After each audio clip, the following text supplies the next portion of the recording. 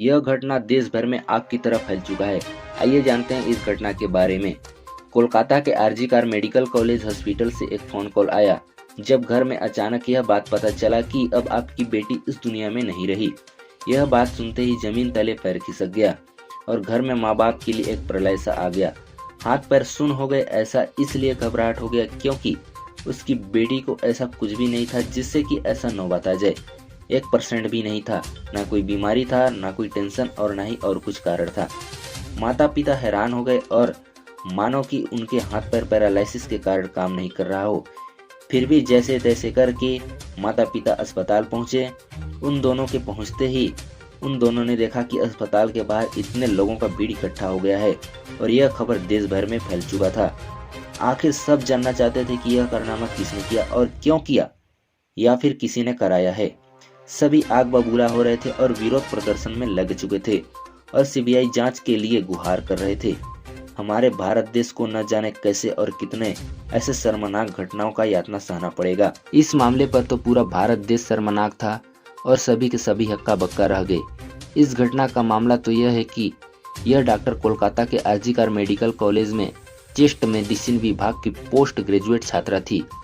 यह उसके लिए बहुत ही बड़ी लक्ष्य को भेद देने की शिक्षा थी और उनके परिवार में यह एकलौती डॉक्टर थी जो अपने परिवार में डॉक्टर बनी थी।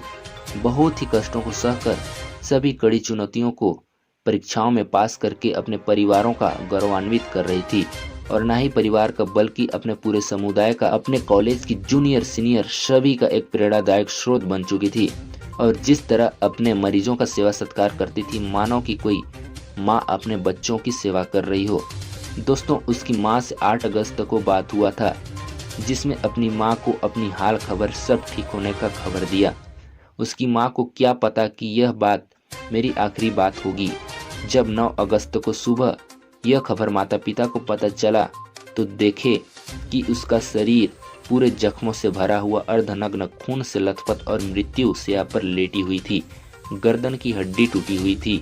यह हालात देखकर माता पिता का प्राण आधा हो गया। यह कोई ऐसा वैसा घटना नहीं था। यह किसी दरिंदे का दर्दनाक और सारी हदें पार करके बलात्कार किया गया था और माता पिता पूरी तरीके से टूट गए।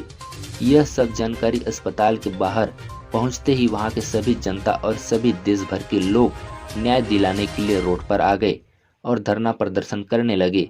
दोस्तों, इस घटना को मौजूदा हालात को देखते हुए और पोस्टमार्टम में देखते हुए सीबीआई ने हत्या के रूप में पेश करने की कोशिश, लेकिन यह केस तो कुछ और ही है। लोगों को चाहिए न्याय और यह सब किसने किया, जो भी इस घटना को, जो भी दरिंदे ने काम किया है उसको फांसी दी जाए।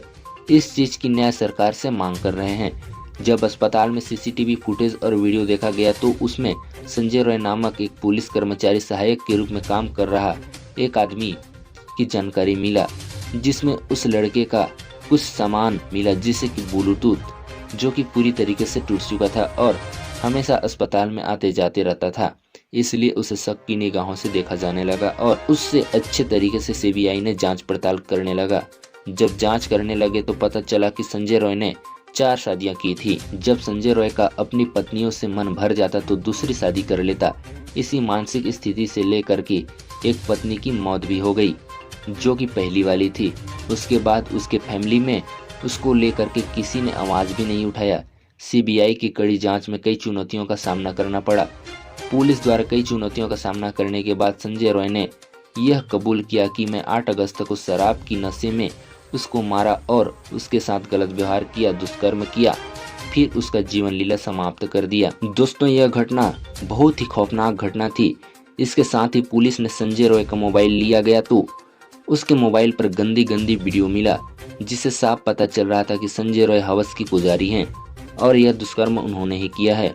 दोस्तों, ऐसी घटना से हमें यह सीख मिलती है कि हमें नारी शक्ति को और बढ़ाना होगा और यह हर जगह सुरक्षा कर देना होगा और शिक्षा की महत्व को उच्च स्तर पर ले जाना होगा, जिससे कि ऐसी दुर्व्यवहार और दुष्कर्म हमारे इस भारत देश में ना हो सके। यह घटना किसी को चोट या हानि पहुंचाना नहीं है। यह घटना तो सच्ची घटनाओं पर आधारित है और यह घटना देश को जागरूक करता है। ऐसी वीडियो पाने के लिए हमारे चैनल को जल्दी से सब्सक्राइब कर लें और ज़्यादा से ज़्यादा लोगों तक शेयर करें, जिससे कि लोगों जागरूक हो सकें। और इस चीज़ का जानकारी हर घर पर हो सके। सो दोस्तों, अगले वीडियो में मिलते हैं।